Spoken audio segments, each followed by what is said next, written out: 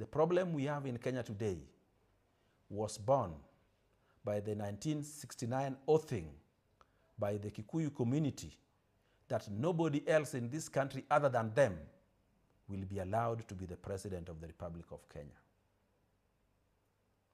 This was revealed by none other than Martha Wangari Karua. It was revealed after they had visited Limuru in what was called the Limuru 3 Conference, in which speaker after speaker said that when the Kikuyus take power this time, no other community will be allowed to take it back. If you are a Kenyan, coming from any community, Kikuyu included, review the information you have been given by the media. Because majority of the media houses have been very well funded and paid by the detractors of this government. I have myself personally sat in panels. And when you are sitting in that panel trying to defend the government, even the host will not let you complete the statement. You will discover you are debating not only your opponent, but the host from the media house itself. Today, I watched in the streets some tires burning, some roads blocked by using stones. It is clear to anyone watching that those stones were not put there by police, and those fires were not lit by the police. But all of us today in the evening, we will listen to all media houses telling us how the protests were peaceful, save for the police.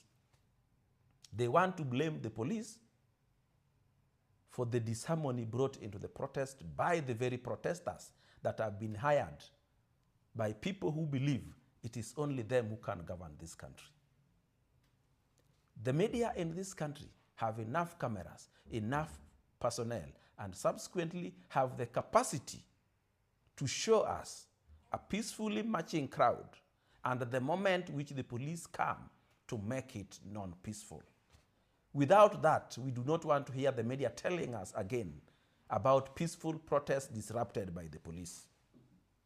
I am very sure the media house and their owners know very well that there's no time the police asks the protesters to break into businesses, to loot, to steal, to destroy property, to throw stones at the police. Even if the police had attacked the protesters, they have no legal right to throw stones at the police, to stone cars, to assault police women. It is not acceptable. The people who have the key to bringing peace in this country going forward is the media. If the media chose to discourage protests and encourage going to court, when people have grievances, we will have peace in this country, the economy will grow, and we will have peaceful transition of power from one president to another.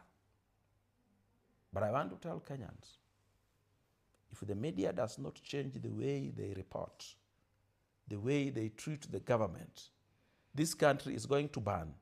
It is the media that burned Rwanda. It is media that caused the death of thousands of Rwandans by biased reporting, by inciting the public. The same thing has resurfaced in Kenya years later. It is not acceptable.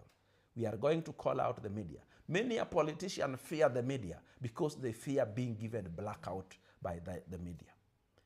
I have personally been given this blackout by many of those media houses except a few. But I feel nothing because the truth must be told irrespective of the price we are going to pay while telling it. It reached an extent that nothing the president does, however good, is treated as good. If in this country, the president introducing animal vaccination was wrong, building a church is wrong, paying taxes is wrong, yet it is the first time many a parastatal in this country are making profit. Kenya Airways never made profit during Kibaki and Uhuru. Sugar millers never made profits during Kibaki and Uhuru. Today they are making profit. Galana Kulalu began during Kibaki. It failed terribly during Uhuru. Today, maize is green in Galana Kulalu. If the media does not want to say anything about Kenya that is good, for failing to be patriotic, they better shut down and go and broadcast elsewhere. We have a country that we must protect at all costs. The media helped Somali to disintegrate into lawlessness. And when the people overran the government, today they are wishing they had a country. I can tell the media, they will not and cannot predict the way the rest of Kenya will react when finally it becomes clear that there was somebody behind all this who believed it is only them who can be power. That reaction will not be good even for the business of the media.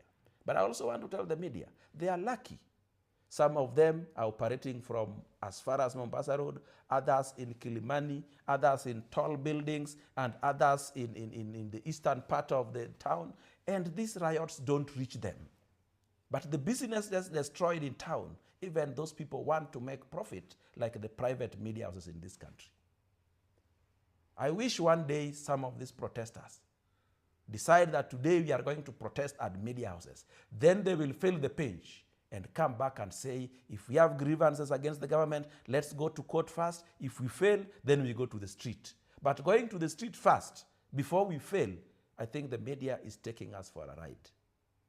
I also want Kenyans to ask themselves, what is this that President William Ruto has done that is so bad, that is worse than Uhuru and Kibaki and Kenyatta 1 or Moi did? I would like to be told. And I would also like to be told, if it is something we cannot go to court